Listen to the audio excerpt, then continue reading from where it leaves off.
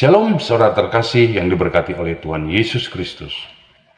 Pada momen Natal kali ini, kita diingatkan kembali bahwa ribuan tahun yang lalu, Yesus telah lahir ke dunia ini untuk menyelamatkan saudara dan saya dari kebinasaan akibat dosa. Sehingga orang yang percaya dan menerima Yesus sebagai juru selamat akan diselamatkan dari maut. Itulah makna Natal yang sesungguhnya, di mana orang-orang Kristen merayakannya setiap tahun. Artinya, setiap orang-orang Kristen yang percaya telah menjadi ciptaan baru dan menjadi manusia baru yang tidak memiliki hutang-hutang dosa apapun yang diwariskan oleh Adam dan Hawa, karena Yesus telah menebusnya melalui karya penebusan di kayu salib. Lalu, jika saudara mengaku Kristen, itu artinya Yesus harus ada dalam kehidupan saudara.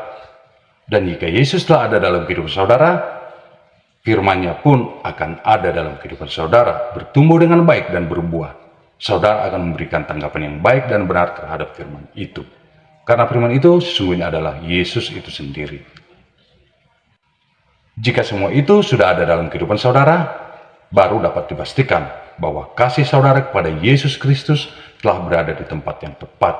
Sehingga saudara dapat berpikir, berbicara, menilai segala sesuatu maupun bertindak seperti pemikiran Kristus itu sendiri.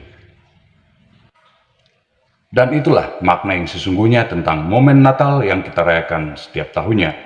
Bukan tentang pesta pora, bukan pula tentang kemewahan, dan bukan pula tentang perayaan seremonial tahunan saja, melainkan kabar sukacita bagi dunia di mana Yesus telah lahir dalam hidup saudara untuk menjadikan hidup kita menjadi terang bagi dunia dan memberikan pengaruh baik bagi dunia ini. Dan kabar gembira itu pula yang kita dengar dari Yesus setiap saat melalui firman-Nya dalam Lukas 8 ayat 15, di mana saat itu Yesus menyampaikan perumpamaan tentang penabur kepada orang-orang banyak dan murid-muridnya. Di sana Yesus berkata, yang jatuh di tanah yang baik itu ialah orang yang setelah mendengar firman itu, menyimpannya dalam hati yang baik dan mengeluarkan buah dalam ketekunan. Puji Tuhan. Nah, kelompok orang Kristen inilah yang dimaksudkan oleh Yesus yang benar-benar mengikut Kristus, yang hidup berkelimpahan karena berbuah dan terus bertumbuh. Lalu, apa maksud berbuah yang disampaikan oleh Yesus? Nah, sebelum itu, saudara harus tahu bahwa ciri utama tentang buah ialah buah selalu menyandang karakter pohon di mana dia tumbuh. Maksudnya ialah, buah jeruk tidak pernah tumbuh di pohon apel. Karakter buah selalu mencerminkan pohonnya. Lalu hal kedua yang perlu saudara ketahui tentang buah. Buah ada untuk dinikmati oleh orang lain, karena sebatang pohon tidak pernah memakan buahnya sendiri. Saudara pasti tidak pernah melihat sebatang pohon apel memakan buah apel, karena buahnya bukan untuk pohonnya. Itulah maksud Yesus tentang buah dari kehidupan orang-orang Kristen. Dan hal ini pula lah yang dimaksudkan oleh firman Tuhan dalam Yohanes 15 ayat 1-5. Di sana dikatakan bahwa Yesus adalah pohon anggur, saudara dan saya adalah carang-carangnya. Nah, jika saudara dan saya sebagai carang-carangnya, haruslah menghasilkan buah dan menunjukkan karakter Kristus sebagai pohonnya kepada dunia ini. Buah-buah yang saudara hasilkan bukanlah untuk dinikmati oleh Yesus, tetapi untuk dinikmati oleh orang sekitar Anda, tanpa terkecuali. Agar di saat orang lain menikmati buah yang saudara hasilkan, maka secara langsung orang yang menikmati akan langsung mengingat Yesus Kristus sebagai pohon yang menjadikan saudara dan saya menghasilkan buah yang baik. Dengan demikian, saudara akan memahami bahwa saudara telah bertumbuh secara rohani, karena mengizinkan orang lain menikmati buah-buah hidup saudara di dunia ini. Setelah orang lain menikmati buah-buah yang saudara hasilkan, maka orang lain akan berpikir dan berkata, saya ingin menjadi seperti Anda, yang memiliki pohon yang baik, yang selalu menghasilkan buah yang baik pula. Tolong izinkan pula saya menjadi carang dari pohon tersebut. Haleluya.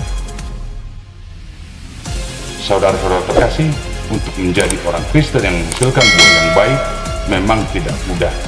Apalagi jika saudara hanya menyampaikan firman Tuhan kepada orang lain, tanpa orang lain melihat buah yang baik dari saudara hasilkan. Semua itu akan sia-sia. Sekalipun saudara teriak ke sana ke sini, dengan menggunakan toa pembesar suara untuk menyampaikan firman Tuhan 1000 kali sehari. Orang lain akan menganggap itu sebagai kebisingan jika mereka tidak pernah melihat dan menikmati buah hidup yang saudara hasilkan. Dan kualitas kekristenan seperti itu hanya dihasilkan oleh orang yang memberikan tanggapan yang benar terhadap firman Tuhan dan mengizinkan firman Tuhan tersebut melakukan pekerjaan yang sempurna dalam hidupnya.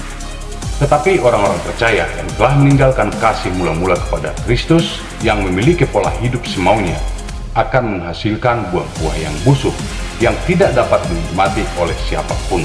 Dan jenis-jenis orang Kristen seperti inilah yang membuat orang lain ragu akan kebenaran Yesus itu sendiri, yang memiliki pola hidup semaunya. Dan biasanya orang Kristen seperti ini tetap mengaku Kristen, namun pola hidupnya tidak menggambarkan Yesus itu sendiri dalam kehidupannya sehari-hari. Orang-orang semacam ini pasti sulit untuk melepaskan diri dari pola hidup yang tidak baik, karena mereka gagal memberikan tanggapan yang baik terhadap firman Tuhan, sehingga ikatan dosa itu benar-benar kuat mengikat mereka. Saran saya ialah, dengarkanlah ini. Mulailah menerapkan firman Allah sebaik mungkin dalam kehidupan saudara, karena penerapan firman Allah akan menghasilkan kedewasaan rohani, dan kedewasaan itulah yang akan menjadikan saudara bertumbuh dan berbuah di tanah yang baik. Segeralah tinggalkan pola hidup yang tidak mencerminkan Kristus jika Anda masih mengaku sebagai pengikut Kristus. Saudara-saudara terkasih, mungkin saja saat ini saudara hidup dalam dosa dan selalu mengalami kekalahan iman.